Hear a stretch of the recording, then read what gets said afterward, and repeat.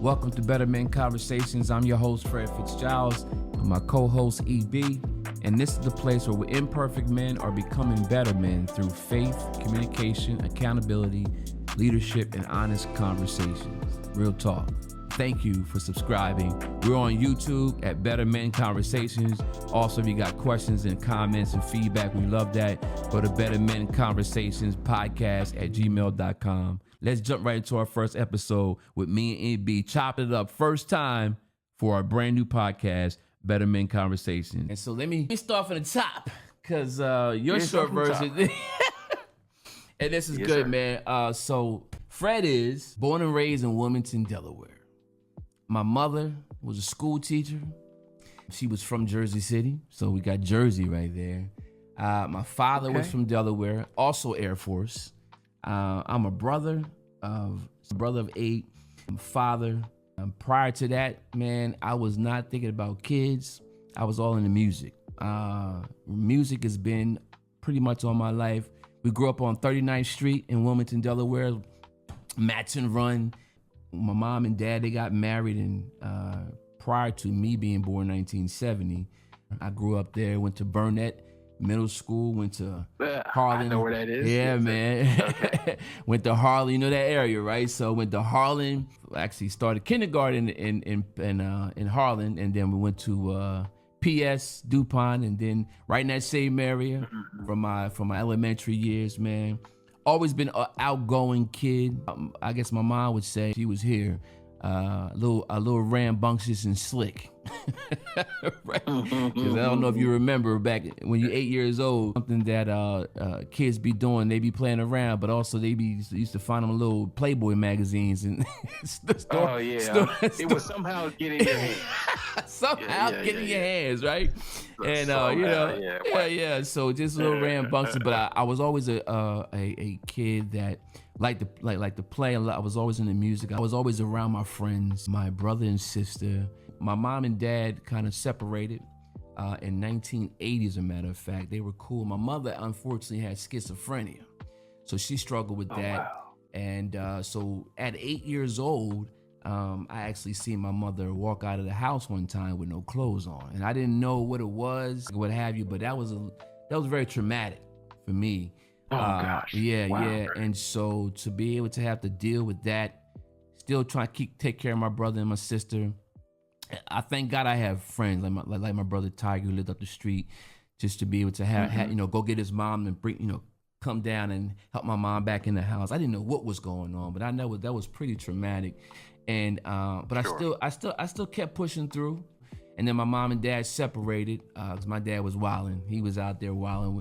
He was the man, He every time, the thing is, when I got older, he used to be in a bar called Frazier's over on the west side. And he would actually take me over to the west side and go drink and leave me in the car with a bag of potato chips, E. That's old school. Yo, that sound like I used to be, bro. Leave me in there with a bag of chips, and there wasn't no internet, nothing back. You and the chips. Right. And every once in a while, you got somebody popping in. Hey, you Freddie, son? You all right in there? So I definitely remember those days. So are you Fred Jr.? So I'm actually the third. My dad is Fred. Fred the third. He's Fred Conrad, and then my father's was what they call him Big Fred, also in the military, in the Navy, as a matter of fact. And my little brother Conrad, not a little brother no more. He's a man in the Navy as well. I didn't want to do the military. My dad was pushing that, but after my dad and mom separated, we wound up moving back to Jersey City. We actually lived in Jersey City for a little bit. Her mom lived on Ocean Avenue in Jersey City. Me, my brother, and my sister, we went with my mom. And then we just wound up there, and that's the first time that I had a situation, I had a little scuffle, because I never been to Jersey. I'm definitely a lover, not a fighter, but. First time somebody, right. I used to go to this arcade, man, when they had arcades back in the day. Oh, man, it was the best. And I walked to the arcade, went to go play Zaxxon, whatever it was, Miss Pac-Man, whatever it was. Some kid from Jersey walked up to me and said, "Yo, give me a quarter." I said, "I ain't got no quarter." He punched me right in my face. Boom! I said, "I'm ready to leave Jersey." Yeah, for sure.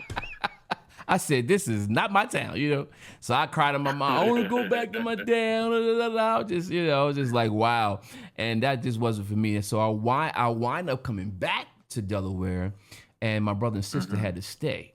So the challenge was my brother and sister had to stay. I leave my brother and sister. I'm just being selfish. I didn't want to be in that town. My brother and sister stayed. My mom was up there. And then I want to come back and move into Dunleaf. So I lived in Dunleaf with my dad. Came down, stayed with my aunt for a little bit on Pine Street, right over there by Walt's. Walt's Chicken was the best back in the day. Oh, bro, man, listen here, boy. Make you smack somebody. Make you smack somebody. And then you had Ms. Balls. Yeah, Ms. Balls. Come on, yeah, man. Come on, I got my little chicken with a biscuit with the fries, Old Bay. You bring back memories. Yes, sir. Yes, sir. So, yeah, I stayed on Pine Street for a little bit, and then my Aunt Lillian, who's really the first person that introduced me to God. My Aunt Lillian Biddle. Her name was Lillian Booker, but, you know, God rest her soul. She's the first one that I stayed with. She was my mother's father's sister. So they had a whole clan of folks. You know, people used to live in the same house. Be 9 of them, and they live in the same house. And then next door would be the other auntie. She was the other auntie, but they were from Cecilton, Maryland. So they were all, they came to Delaware, Cecilton, Maryland. So I wound up calling my aunt when I came back to Delaware. I didn't know where my dad was. First place to go was to go where my favorite aunt. So I went up to my favorite aunt house. I left Jersey City. I can't listen. This is a 12-year-old boy on an Amtrak. Somehow I'm sorry, on a Greyhound bus. Excuse me. My mom, you want to go back to your daddy? You want to go back to your daddy? I'm gonna put you on the bus back to your daddy. So I wound up in Wilmington. Called my aunt, and she had me picked up over there, and I stayed with her for a little bit. And that's why I got first introduced to God. But it was kind of like all I knew was just she gave me some money. She took me to this place. They were screaming and talking about the Lord, and I was supposed to put the money in it. She gave me 2 quarters, and I put one in the basket, and I kept one, and I got some penny candy. Man, we all did the same thing. Man. We all did the same. Robbing the Lord, robbing God. We all did it though. Yeah, but she's the one that covered me. She's the one that covered me in prayer before I even knew who God was, and I really credit her and the Lord, of course, to have me covered. She used to try to make me pray and stuff like that. I just thought it was all weird. She wanted me to listen to music. I wanted to listen to the Manhattans and Teddy Pendergrass. She had an 8-track in the living room. She had an 8-track of the Manhattans in the living room. I'm 12 years old. Talking about I'm tired of the single life. He was a mess. Yeah, I was a mess, bro. Well, so, but you know, she's really the one that covered me. And fast forward, I stayed with her, and finally contacted my dad. You know, somehow through my family, of course, he knew I was over there, and wound up going back with him, and stayed in Dunleavy for a couple of years. And then my mom got sick again, unfortunately. And my dad, thank God, he went up and got my brother and sister. We wound up in Dunleavy, and I went to Gunning Bedford. Middle school. Then from there, I went to William Penn, and my dad told me. Yep, my boy graduated from there. Oh yeah, what year? Big high school. Yeah. Oh gosh, my boy Gary. I don't know what year he graduated. He's older than me. Okay. But I know he went to William Penn. William Penn, yep. So I went there, and my dad said, "You gonna play an instrument."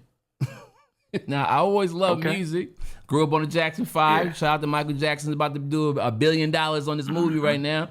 But it was all Jackson 5, young Jackson 5 for us. And you know, Curtis Blow coming out with the Christmas rap and, you know, the Fat Boys. And that's what was up for us. I had a love for music already. But when my dad talked about you're going to play a saxophone or you're going to play an instrument, you're going to do something, I didn't want to do it, but fast forward, you know, hindsight, I understood what he was doing. He was, because this whole time,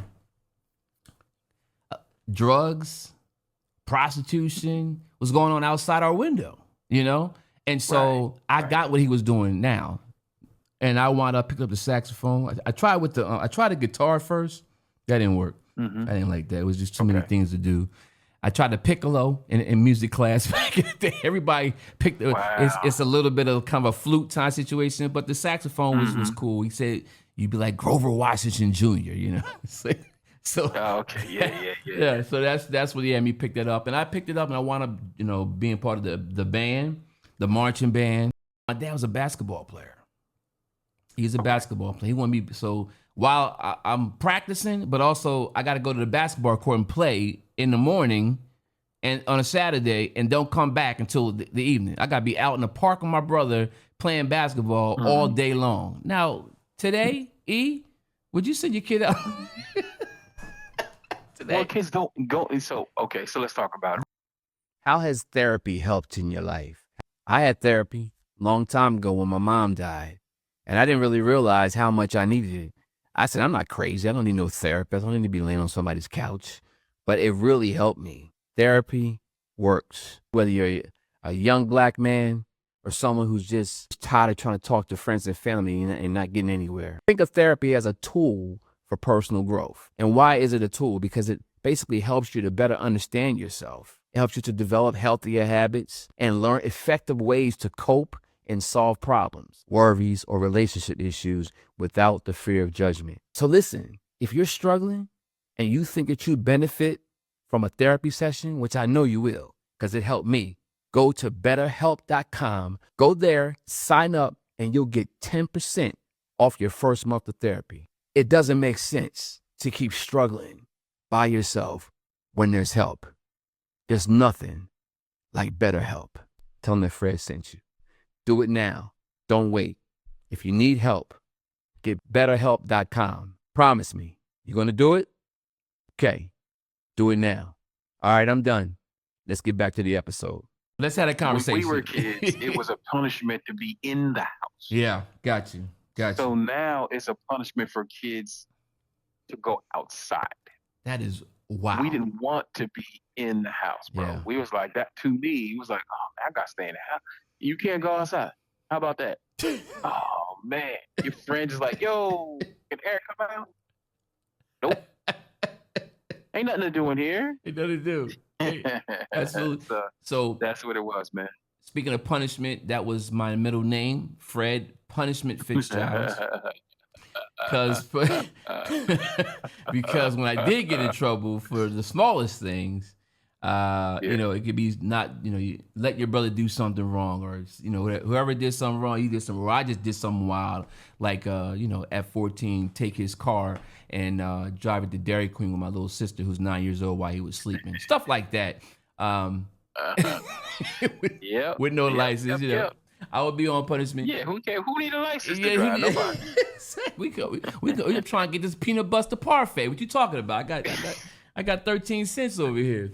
So, but in Dunleavy, I learned discipline. I got smarter because he made me read on punishment the entire Encyclopedia Britannica from armadillo to zygote. I had to read the entire thing. Fred. So between that and Michael Jackson Thriller and New Edition and O'Brien album, that's all I had in the house. And one day I got so bored, I had a tape recorder. They used to have tape recorders back in the day. And when Fat Boys came out, I decided I was going to try to make some music. So I liked the Fat Boys. I wanted to make a song. I had no idea what I was doing. So I took I had my boom box and my tape recorder. I had an old school tape recorder with the little red button. I put a tape in there. I had another tape. I put it in the boom box. And so then I basically took my tape recorder and do this on it. And I stopped that and I put that in the box. And then I play that back on the box and I record on the tape recorder what's playing back. So now it's going, I'm going, and I kept, and I switch the tape, go back and forth, I wound up, I had no idea I was producing. Yes, you were. Wow. That's called producing on the punishment, hashtag, right? Yeah. But all that time I spent over there, I was developing a lot of things. I recognized I was developing my talent. I wasn't thinking about the Lord, but my aunt had me covered. Later on, my mom wound up coming back to Delaware. My dad wound up moving to Virginia. And then me and my sister wound up staying in Wilmington with my mom, and my mom was doing better. From 13 till about 21, I was wilding. Mm-hmm. Girls, girls, okay. Girls, girls, girls, girls, girls. That's all. All throughout that, just girls, girls, girls. Girlfriend here, girlfriend there, girlfriend. You know, and so just wilding, reckless. No, but not really trying to lock in. I was in love for one time, and my first job was in McDonald's. So I was the restaurant guy. I wasn't the computer guy. I was at McDonald's, then Miss Winter's Chicken and Biscuits, then back to McDonald's, then I went to Roy Rogers, then I went to Denny's. But the thing is, it was that hustle, that determination, all of those layers, you know, that I recognized that was building my character. My friends was out there selling drugs. I wasn't interested. Every time I try to go hang out with them, man, go on back in the house, man. You the rapper, go back and rap. You know, get on out of here. Go play your saxophone, man. Get up out of here. This ain't you, Fred. Right. Nice. So, you know, fast forward now, I see these guys now. They say, "Yo, man, yeah, I remember I used to do that." I said, "Why didn't y'all coerce me and pressure me to do what y'all was doing?" They said, "Because we saw something in you. We know that you wasn't built for this." Wow, that's powerful. Because every black man gets introduced to it. I talk to my sons and things of that nature. Somebody comes to you and says, "Hey, you want to smoke this, smoke that?" And you kind of wonder if you wasn't part of that, you kind of feel left out, you know? Yes. And so it's like, what are you being left out of, though? This is not good. Did you have that kind of pressure as well? So being in the small neighborhood we were, the blessing I had was my best friend was my godmother's son, who's a friend of my mom. And he was older, about 3 years older than me. Mm-hmm. And the cool part is Vic was the first one. His nickname is Vic, like the pen Vic. Mm-hmm, yeah. And if Vic was going anywhere, Erik could go. Other than that, Erik was very sheltered. But so there wasn't pressure, I would say, when I was staying with my dad through high school. Got it. It was after that, and I started living with my mom when I was going to art school. Everybody was selling drugs. Wow. Gotcha. And at that time, you was cool if you had a Nissan Sentra, the little Jeep, the Geo Tracker, EGO, Isuzu. And now if you was really balling, you had the Maxima. Yeah, the Maxima. Yep, that was key. Balling, you had the Maxima, or you had the Z28 joint. Erik couldn't afford any of those. Right. I had my dad's 78 Ford Cougar was my first car. Come on. And then the second joint was a 1988 and a half Ford Escort. Love that car. Where was the half? So tell me about that half. The half. Where'd the half come from? So it's a half year. So what happens is they'll make a bunch of cars going into the new year, and that half is between 88 and 89, but not quite 88. Gotcha. And you get a better price for the car. I got it. Okay, cool. So that's on my mom, bro. I don't know nothing about that.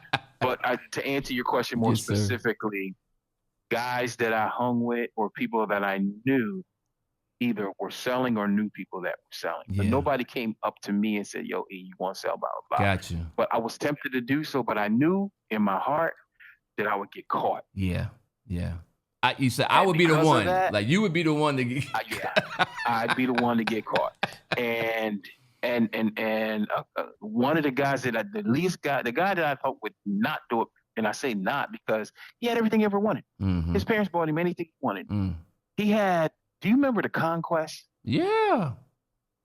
He had one of those. Oh my goodness, bro. Wow. Yeah, but that wasn't the drug dealer car. That was what his parents bought. His parents bought him. The Conquest. He still decided to sell drugs, bro.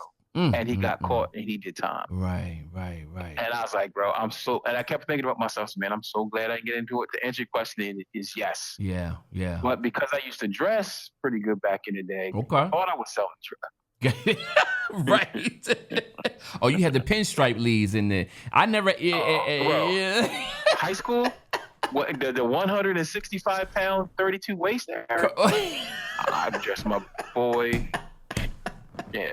Yes, sir. Anyway. Yes, sir. Yeah, man. The flat top and the Gumby. Flat top and the Gumby. Yeah, bro. I already know. Man, I had nothing, bro. I had that round Gumby. I had the because I had a song called Smooth I wrote. I had Smooth cut into my hair. A haircut. Smooth was in the back of my head. Like kid play, bro. Yeah. So let me just finish here. So got out of high school, going to the studio, going to visit my cousin one time. And my cousin was staying with my kid's mom. And so met her, but I was kind of like you. I was with somebody, bro, in the beginning. I was with somebody and I was wilding. You know what I'm saying? Just with somebody. She was with somebody. And I 14 years, 5 beautiful children, got married, got divorced, we just, and just co-parented in a very excellent way, bro. It wasn't perfect. It wasn't perfect. There were some things I did she didn't like, a lot of things she did I didn't like, but I refused because the kids were so small when we separated. Like my youngest daughter was 1. So, between 1 up to 16, during that time, I said I refused to be in a relationship with anybody else because I'm going to focus on my kids. I was all about my kids at that point. And to also not be that guy that want to just make things hard. So I try to create a sense. I always say I try to create a sense of normalcy for my kids and for our co-parent relationship in the midst of dysfunction. You know what I'm saying? Because it's not. Yeah, man. When I was thinking about it, I was like, it was cool because we kept everything, on a respectful level, but also when you divorce, and it hurts the kids. And later on, I can't be in denial that it had some effect on my kids. You understand? And so I definitely recognize that. And as they're all grown now and everybody's successful doing their thing, so it's like, they're grown. So we great job, mommy, great job, dad. And the fact that we work together, they never saw us in a space where, we get mad and all that kind of stuff. And I get, but it's just, they never saw us like going at each other from the time that we left. Now, prior to that, you saw everything. You know what I'm saying? What was most important for me as the man is to make sure that if we're not going to do this together, we're gonna make sure that it's going to be at least respectful. And I wasn't going to be the one that caused my kids to hate me or hate their moms. And I wasn't about that. You know what I'm saying? So, and then after that, 10 years, I'm raising my kids. My kids got to an age where they were like, 18, 16, 13, 14, and my older kids is like in their 20s. And they said, Dad, you ain't been with nobody in 10 years. Go find yourself somebody, right? But I was thinking in my mind, like, nobody don't want nobody with no 5 kids. Nobody want nobody with no 5 kids. And I happened to be online, bro, on MySpace. I'm going to say it. She going to listen to it and she going to say something different. But it was on MySpace. And I saw this woman, I saw her picture, and I was like, oh, she is cute, man. She's definitely cute. So I'm going to go ahead, you see somebody. Now, you be honest with you, I probably said to a lot of women that's online, oh, she cute, let me do this, let me do it right. But it was something about her that made me want to connect with her. She was in business. I was in business. I was doing my little business. I was working. I'm in corporate America. I've been working I didn't mention that. After my restaurant stint, I went to a computer school, right? Went to computer school, got a certificate, got my first job at a bank, and from there, I went from banks to ATM company to a hospital to a magazine company to an investment company. That was my career. Also, but I was doing a part-time business, and I was trying to always stay busy, plus trying to do my media stuff. So it was always something that had going on while raising these kids, while I was co-parenting, while going through life where stuff wasn't right, money wasn't there. I was riding trains and bikes and walking and just doing what I had to do just to survive. It's always been that kind of survival mentality. I had talked a couple weeks ago to somebody had me speak on their call, and one thing I said, and my wife brought it to my attention. She said that it seems like you tend to make survival normal. You tend to make survival like it's normal. I was like, what do you mean? So I was like, it made me think about that. Yeah, I have been struggling all my life, but I've always didn't try to make a big deal out of it. I met this woman on MySpace, man, and I wound up being able to, check her out. I stayed in contact with her. We became friends. She had a business, an online business thing. We started connecting, and next thing you know, I said, she ain't gonna be wanting to deal with me. nah, I got 5 kids, blah, blah, blah, blah. She ain't trying to deal with me. But, and next thing you know, we just got closer and closer, but it was always on the phone, always on the phone, always on the phone, always on the phone. And she lived in New Orleans. I'm in Delaware. Right. So I'm like, logistics. Okay, just, okay, all right. I never dealt with nobody out of state other than Maryland. Because Delaware is right there. So I really never dealt with nobody out of state.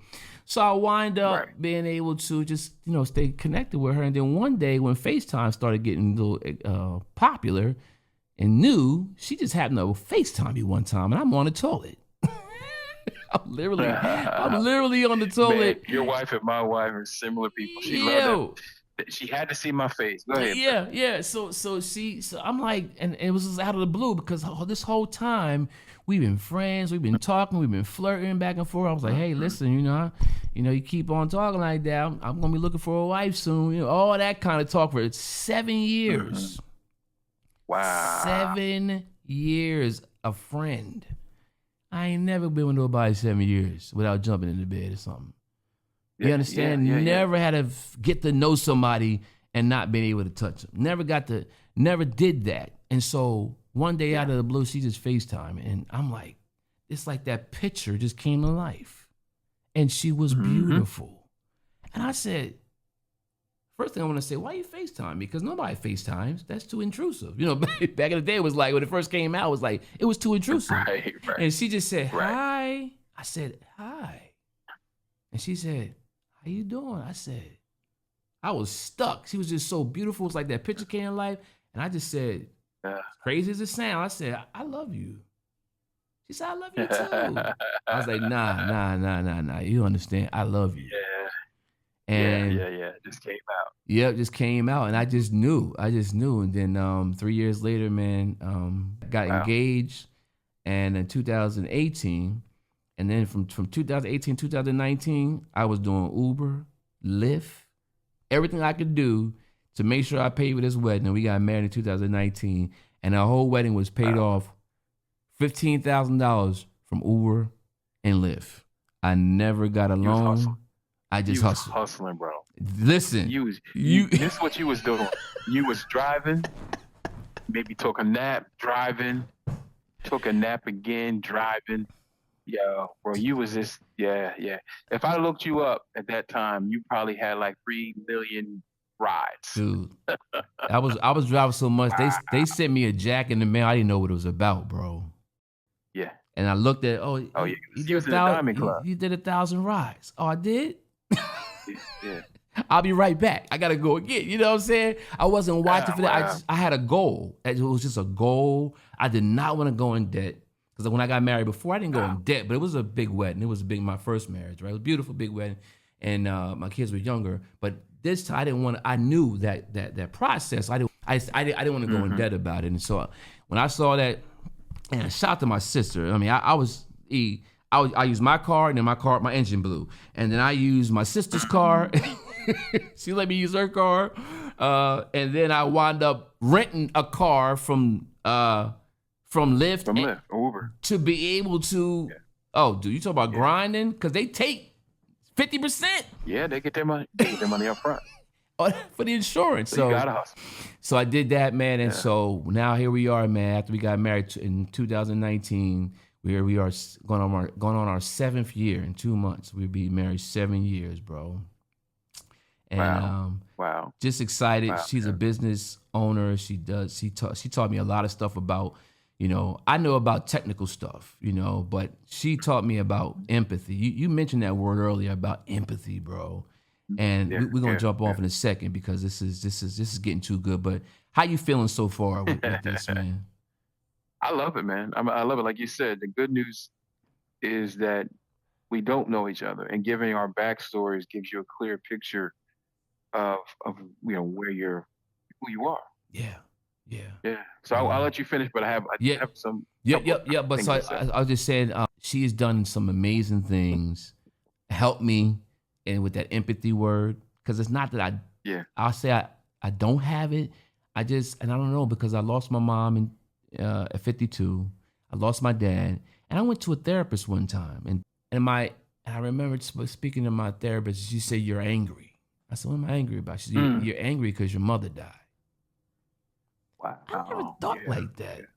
I said, it's not anger, but at the same time, yeah, I was angry because I wanted to see my mom grow old. You know what I'm saying? I wanted to be able to have, my mom didn't see all my kids. And what happens is when somebody's not around, other people become insensitive to that. You know, Mother's Day come around and they say, oh yeah, happy Mother's Day to your mom. Oh yeah, happy Mother's Day to your mom. But they don't ever say, how you doing? Are you okay? Right? And then my father passed. And so those things, I might not say anything, but it hurts when those days come around. Yeah, I'm a father, my son's a father. Now I just transferred over. But sometimes I recognize as men, and I was so in denial about this, but my wife helped me to kind of not be in denial about what's really going on. She's a realist. She's like you. It's a good thing. Like, you are truly iron sharpen iron for me. My wife is iron sharpen iron because most of the time I don't want it. I don't want to hear it. It's like, you need to change it. Have you thought about this? But babe, come on, you know. But at the same time, later on, I think about it. Like, you know what? That's true. I need to do this. So she helped me to understand that it's not about me. It's about others. I didn't raise my kids just to raise my kids. I raised my kids so I can be able to volunteer at a middle school as a mentor. And I was like, I wasn't interested in that. Somebody chased me down. I did it. I did it for 8 years. I was avoiding it. I didn't mentor nobody. I mentor my own kids, you know? And it's like, but it's all part of the journey and God is orchestrating everything. And I had no idea he was doing that. So I thank my wife for that as well. And go ahead, E. So a few things, and correct if I'm wrong. You're a Scorpio. Scorpio, yes, November 21st. Okay. Okay. How you do? You see how I love how this show is gonna be great. Well, you told me. See, I'll tend to remember things on purpose. Okay, got I don't know why. All right. I can't remember. Like, That's good. Where's my wallet? That's Where right. my Me keys? too. You know what I'm saying? So when your wife said, and I'm paraphrasing, that you make things look easy, that's the Scorpio vibe. I have not met one that does not hustle. Not one. Wow. Not one. It's almost like, okay, you're born in this month, or in between these 2 months, bam, y'all are hustlers. Yeah.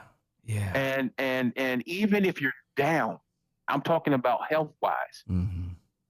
I got to get something in your brain says I got to get it done. Gotta get it done. Like what you just told me, man, very easily or simplistically, I had a wedding to pay for. Yeah. So I got $15,000 up. Yep. Now, you say it very casual, but there are other people that won't say, yeah, I was married before and blah, blah, blah. I don't want to be in debt. And even have that as the motivator. That was your motivation. Yeah.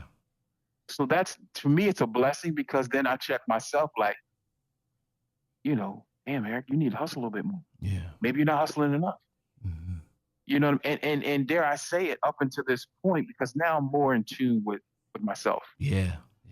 That's so good, man. You know, that's been my downfall. If I look over the relationships that I've had, if I'm the common denominator, because it's not all them, right? What they were seeing was a guy that maybe at times was too lackadaisical. Got it. Like, this guy ain't gonna do nothing. He said he loved me, but what's he doing? Yeah. You know what I mean? And I'm thinking, yeah, well, I'm working and I'm doing blah, blah, this and that third. But, and my wife has said this to me, you know, since we've been together. And what I like about, if a woman is really for you, she'll say things to shake you up. Yeah. She would say, before we got married, and I was going through depression at the time, she didn't know it. Where's your fight? Where's your fight? Because she's coming from a single mom. She's coming from that Scorpio hustle. Where's your fight? And I would just get, like you said, I got mad. Yeah. What you mean? Where's my fight? I'm going to work. I'm doing blah, blah. That's right. But what's your fight? And it was like, are you blind? You not see what I'm doing? Right. Exactly. I am fighting, right? Yeah, sure. But I am fighting, right? But here's the thing. There's fighting, and then there's snot, blood, scratching, clawing, fighting. That's a fact. Come on. You see what I'm saying? That's So true. that was the difference. So I say that to say it's who you are. So I'm a nerd. I was taking notes. Okay, good. That's All good. right, when you were talking, so I was taking notes. That's good. So mom's from Jersey City, pops was from Delaware. So when I mentioned Plainfield, that was hometown because Jersey City's not far from Right Plainfield. there. Yeah, my mother's brother Right? lived in Plainfield. That's exactly right. Yep. Okay. So there's that connection there. Aunt Lillian Booker introduced you to God, Mm. right? So you were covered at that point. You spent some time with Auntie. Yes. Saxophone, sexy instrument, right? It lies with that smooth that you had in your head, tattoo. That's right. Saxophone That's is right. smooth, Yeah. Yes, right? sir. Yes, sir. What I didn't tell you is that my brother, Tony, was an excellent musician. Wow. I was born in 69. My brother was born in 65. He was the first child. Gotcha. So he was in the band. He was in the gospel choir. So everybody knew my brother. He wasn't a brother that, hey man, let me sit here and tell you about girls. He was a brother that was nerdy. He read the dictionary for fun. Come on. You know what I mean? Very articulate. And I learned early about intellectual banter because my brother wouldn't say like you cracking and stuff.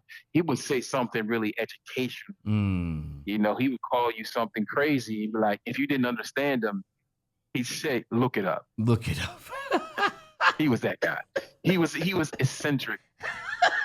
So he passed at 35 years old. Oh wow. Sorry. My brother died of AIDS. Oh wow. Wow. He and I shared this on the men's call. He lived a homosexual lifestyle. Okay. But gave his life to Christ before he left here. Amen. And so I just wanted to add that part because I didn't add that in, man. Yeah. But yeah, man. So this took some, I have some backdrop about Fred. You had to read the encyclopedia.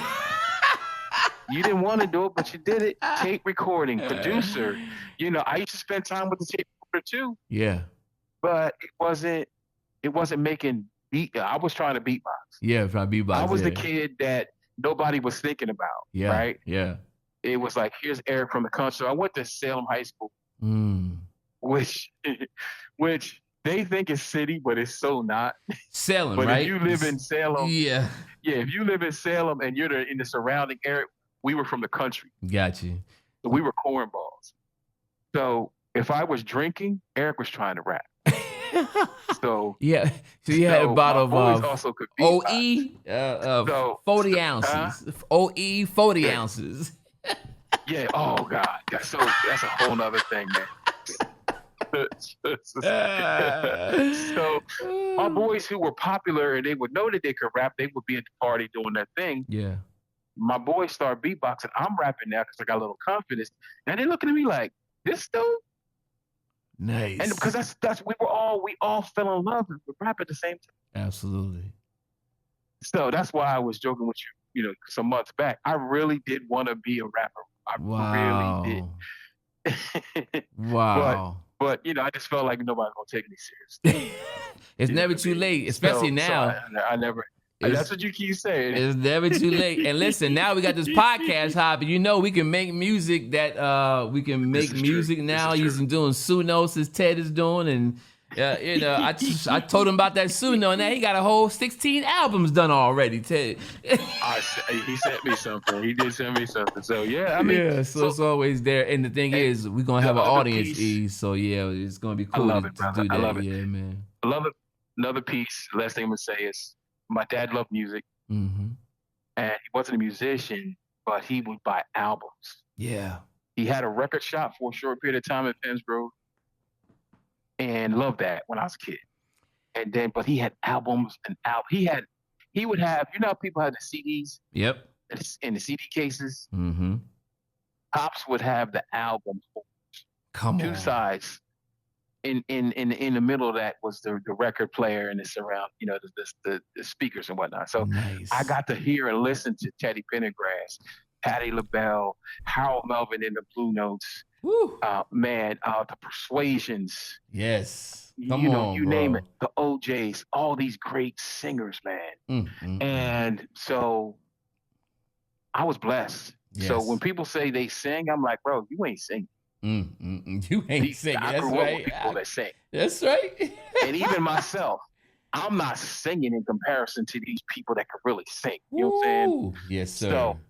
So anyway, I just wanted to add that there. Yeah. I pray that this is going to be a safe space for men.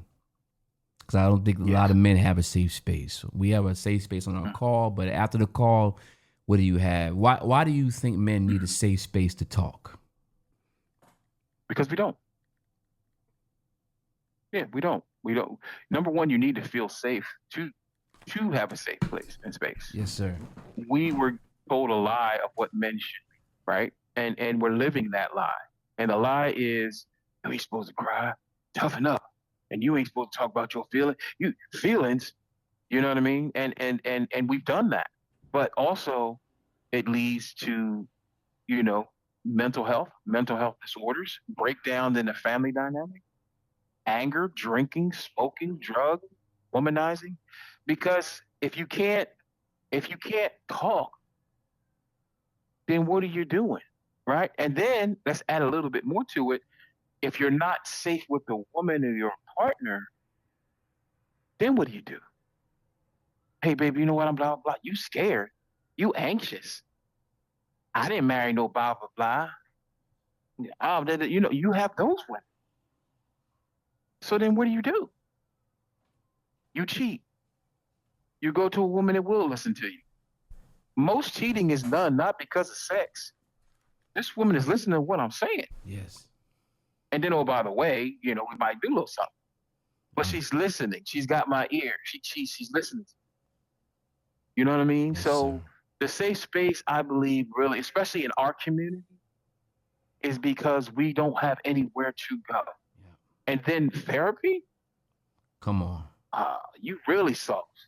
You soft. What? That's right. That's right. You need What that. goes on in this house stays in the house. Yeah. What? That's right. That's right. What are you talking about? Right. Like if I could have been able to get my thoughts down, maybe with a therapist or whatever. We didn't know what therapy was back in the 70s, 80s, but it would have helped me earlier or sooner.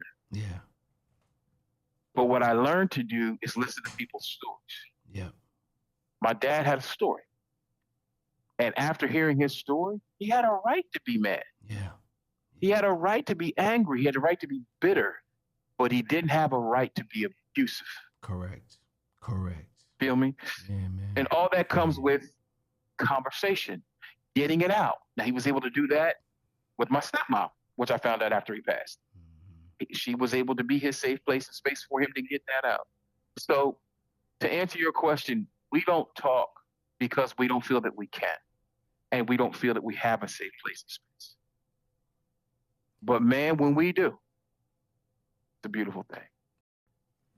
And that's why this is going to be the #1 podcast in the world. Better Men Conversations with your man Fred and my boy EB. I believe we do, bro. That's what's good, man. I believe we do. We had some nuggets today, bro. Oh, a lot, Some man. nuggets today. You whatever truck ride you gonna be on today, you're gonna be listening to this, and it's on, bro. I feel good with you, man. I feel good, bro. How you feel? I feel the same way. I feel the same way, Good, Fred. good. So, here's the thing that I want you to take with you Yes, sir. on your birthday. What I did know about Fred Fistzgiles, I found a little bit more. The people that love and care about you, bro, love and care about you. Amen. Person after person after person, your grandchildren came up and said what Fred meant to them.